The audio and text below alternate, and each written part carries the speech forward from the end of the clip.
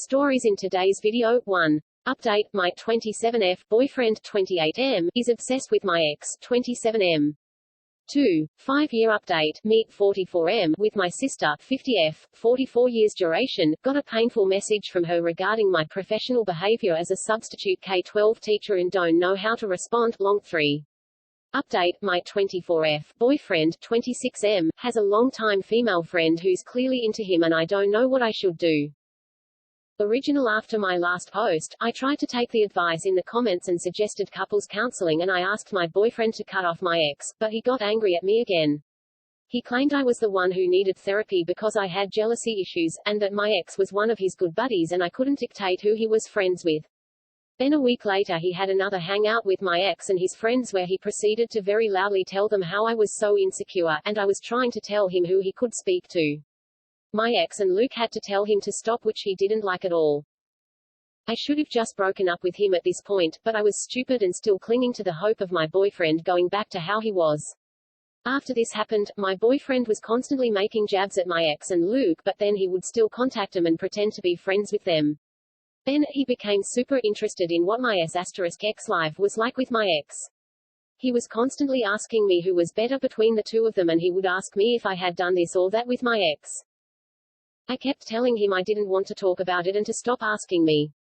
I then find out from my ex and Luke that he had been asking my ex directly the same questions and that he had been bragging about our ex life to his friends.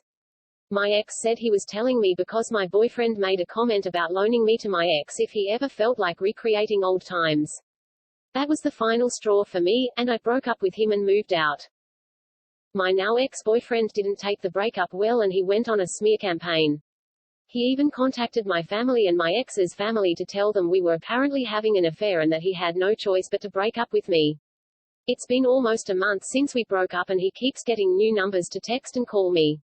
Deep down I think I knew this would be how things ended. I'm sad about the relationship I thought we had ending, but now that I've had space away from my ex-boyfriend, I feel much better and it's like a huge weight has been lifted from my shoulders.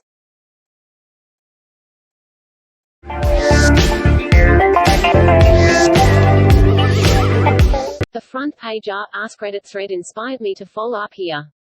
Here's my original post from 5 years. The discussion was really helpful, and at one point I had my therapist read that thread.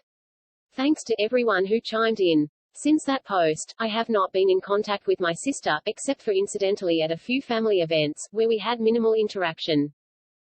My other family is conflicted, but they seem to understand that neither of us wants to be in each other's lives anymore, despite them wanting us both in theirs.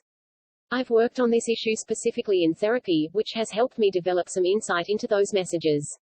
Next year I will be as old as my sister was when she wrote me those abusive messages. There were a few follow-up messages I didn't include in the original post. I don't regret cutting her out. I do regret having had a toxic person for a sibling. Looking back, I recognized that her over-the-top email was part of a few lifelong behavioral patterns. I realized that basically, despite our biological similarities and having been raised in the same household, we are simply not compatible people. I hope one day she will develop her own insight, recognize her abusive behavior patterns, and reach out to try to repair or re-establish a relationship with me. But I'm not holding my breath for this to happen, and I'm not interested in reaching out to ask her if she'll consider trying to improve things. Not having her in my life in the years since has actually improved the quality of my life. There's been a lot of unnecessary drama and hard feelings that I've been used to having to handle that I simply don't with her gone. At this point I anticipate only seeing her at a few more funerals. Would have been nice to have a good relationship with a sibling, but I do not have that with her and I don't believe I ever will. TLDR***** cut abusive person out and life has improved. Edit. I am humbled by your responses. Your support has moved me to grateful tears. Your perspectives, today and years ago, have really helped me to power through a pretty difficult experience.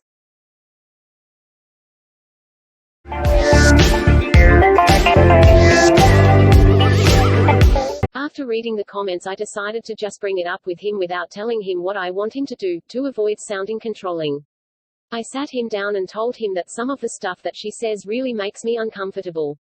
I told him that I feel like she's undermining our relationship. I gave him a few examples of the stuff she said and done that I didn't appreciate. He still doesn't think she's into him. He's convinced that she's acting this way because she probably feels like they're drifting apart as friends because he's in a serious relationship now. Which frustrated me a little tbh because it's clear to me that she wants him but being subtle about it. He said that regardless of her intentions, if her actions are making me uncomfortable, he'll have a talk with her about it. I was really happy he said that because I was really nervous and anxious to see how he'll react. I was afraid he'll take her side. He can be a dummy sometimes, so I was worried that he'd bring it up with her in the wrong way. Like saying, my girlfriend doesn't want us talking anymore, and stuff like that, but he nailed it. He told her in a text, dude, I noticed some of the stuff you've been saying in front of my girlfriend lately and I've been wanting to talk to you about it. It's mad disrespectful and uncomfortable. We're cool, but just stop that ***T. Naturally, she acted all innocent and confused. She was like, what? You know I'd never do anything that would upset you, I think you're misunderstanding, and stuff like that. He doubled down on it though.